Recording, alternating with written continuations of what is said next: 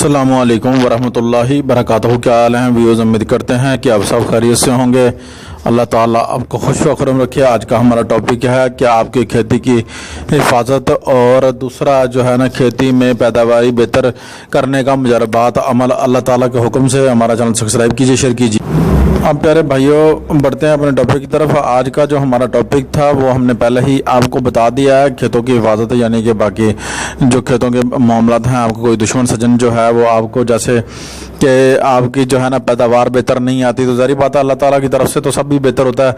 अल्लाह ताला की रहमत जो है वो ज़रूर होती है, ठीक है। आप ईमान वाले बंदे के पास जो है ना एक ही दलील जो है वो काफ़ी है।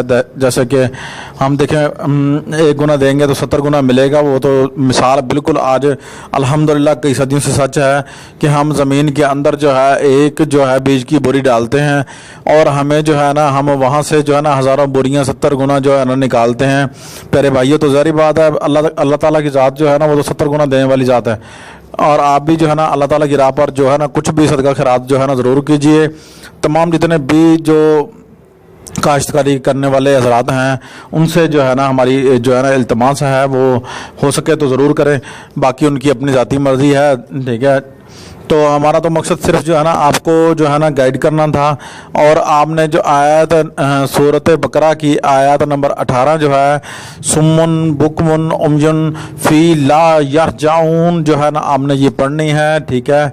और इसको बात हारत वज़ू करके कागज़ पर लिख लेना है। सबसे पहले पढ़ने का तरीका जो हम अभी बाद में बताते हैं।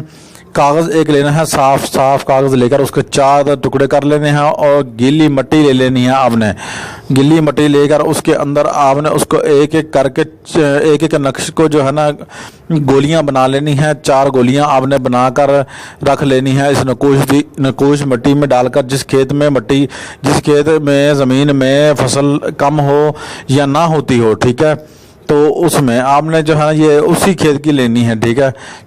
एक खेत में 4 जो है ना गोलियां जो हैं वो आपने डालनी है, ठीक है। एक जो है ना आपने सज्जी साइड पे, दूसरी मशरिक मगरिब शमाल जनूब, ठीक है। तो पहले सज्जी वाली साइड पे डाल के फिर आपने मशरिक मगरिब शमाल जनूब जो है वो आपने ऐसे ही डालना है।